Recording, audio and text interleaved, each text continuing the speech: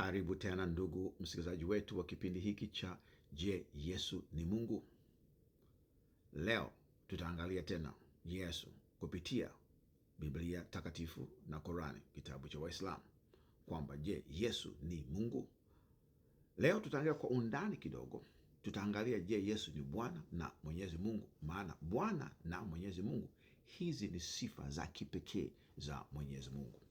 Je, Yesu anazo hizi sifa? Quran inasemaje? Tuanze na Quran ya Waislamu.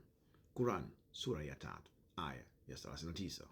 Alipokuwa kasimama chumbani akisali, malaika kamnadia, hakika Mwenyezi Mungu anakubashiria Yahaya ni Yohana, atakayekuwa mwenye kusadikisha neno litokalo kwa Mwenyezi Mungu. Pigia mstari neno. Na ni Bwana, pigia mstari Bwana, na ni mtawa na nabii kwa watu wema, naye ni Nabii Isa. Isa, kutokana na hii aya, yeye ni Bwana na yeye ni neno kutoka kwa Mwenyezi Mungu. Tuendelee na Quran sura ya 39 aya ya 29. Mwenyezi Mungu amepiga mfano wa mtu mwenye mabwana washirika wanaogombana, na wa mtu mwingine aliyehusika na bwana mmoja tu. Je, wako sawa katika hali zao?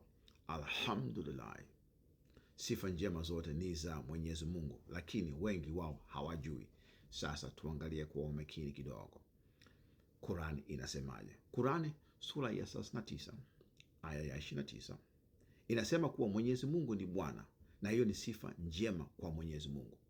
Mwenyezi Mungu pekee ndiyo Bwana, na hiyo ni sifa njema kwa Mwenyezi Mungu. Zaidi ya hapo, Qurani hiyo hiyo sura ya 3 aya 39, kama tulivyosoma hapo nyuma, inasema kuwa Isa bin Maryam ni neno litokalo kwa Mwenyezi Mungu na ni Bwana.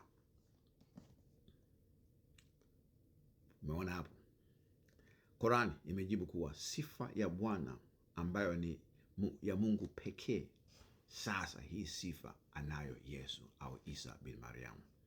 Sasa tusome Biblia ambayo ilikuja kabla, ambayo iliweka msingi wa Mungu ni nani, kwa sababu msingi wa kitu chochote unaanza kujengwa kwanza, vifuatavyo ndio vinakuja baadaye. Kama unajenga nyumba, lazima msingi uwekwe, ndio unajenga nyumba huko juu.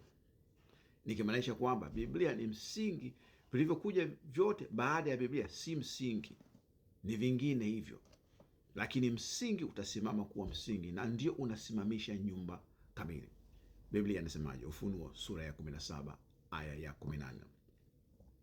Hawa watafanya vita na mwana kondoo, na mwana kondoo atawashinda, kwa maana yeye ni Bwana wa mabwana na mfalme wa wafalme.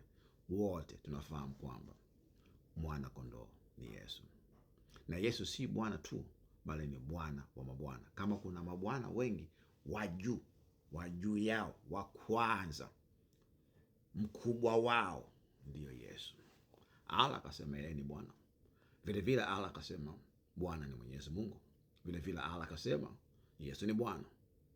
Alikumbuka kwamba kwenye Biblia, kwenye Ufunuo, Yesu ni Bwana, na hawezi kupinga msingi. Kama nilivyosema, msingi ndio inashikilia nyumba. Allah ilibidi akumbuke kwamba kwenye Biblia Yesu ni Bwana. Kwa hiyo anamwambia Yahaya au Yohana kwamba kumbuka, huyo Isa bin Maryam ni Bwana na ni neno kulitokala kwangu. Alafu Allah anasema Bwana ni Mwenyezi Mungu pekee, na hiyo ni sifa, ni nzuri ya Mwenyezi Mungu.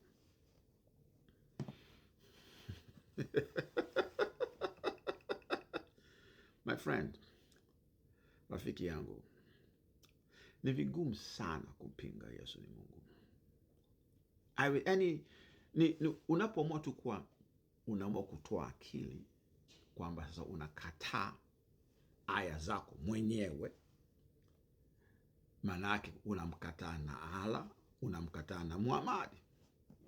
La sivyo, inabidi usikubali aya zako mwenyewe zinazosema kwamba Yesu ni Bwana, Yesu ni neno, Bwana ni Mwenyezi Mungu, na hiyo sifa ni ya kipekee nzuri ya Mwenyezi Mungu. Kama nilivyosema, msingi ni Biblia. Biblia ilikuja kuanza, ndio msingi. Vinavyofuata, Swahili inasumbua kidogo wakati mwingine, ni vitu ambavyo si msingi. Juu huko nyumba unaweza ukabadilisha rangi, ukabadilisha madirisha, ukabadilisha milango, lakini msingi huwa haubadilishwi. Msingi uko pale pale, na ndio Biblia. Yesu ni Mungu kwenye Quran. Yesu ni Bwana kwenye Quran. Yesu ni Mwenyezi Mungu kwenye Quran, kwa sababu Bwana ndiye Mwenyezi Mungu. God bless you.